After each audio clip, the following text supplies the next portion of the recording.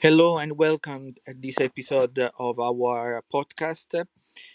I am Aurelio Porfiri, and now we are on July 1st.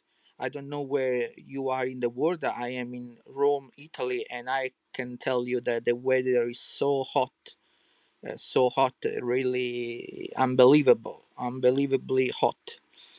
But in any case, today I want to speak about the precious blood of Christ because in July is the month that is traditionally dedicated to the precious blood of Christ.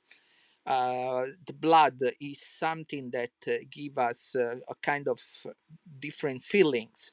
On one side, the blood is something that scares us, because when there is blood, maybe someone is injured or there is some suffering, some pain.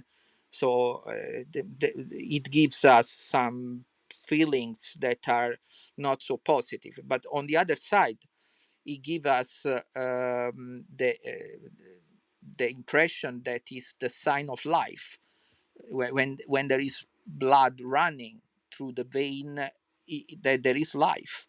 So there are these two things that we have to keep in mind.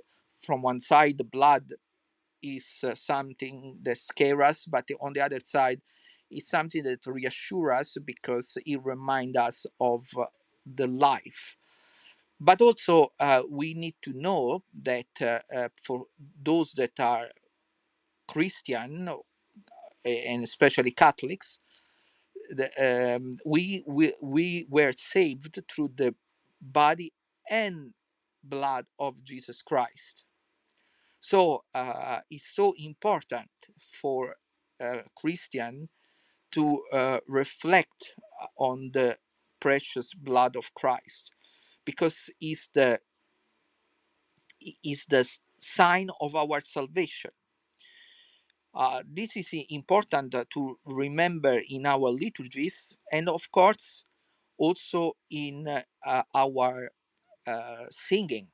There are some very beautiful hymns in tradition that speak about the blood of Christ. I remember, for example, even if they are not technically hymn, but we call it hymns, like to understand each other. For example, Adoro te devote, cuius una stilla salvum facere, that with a little part of his blood he save us. Or also Ave Verum Corpus, where is mentioned the blood of Christ. So you have several occasions to speak about the blood of Christ, using also the hymns that Christian tradition and Catholic tradition has given to us.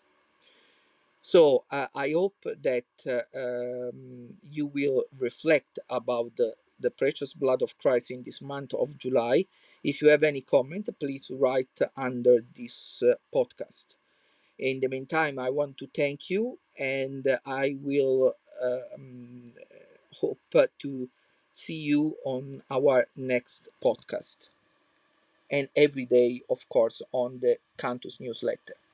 Thank you, and bye bye, everyone.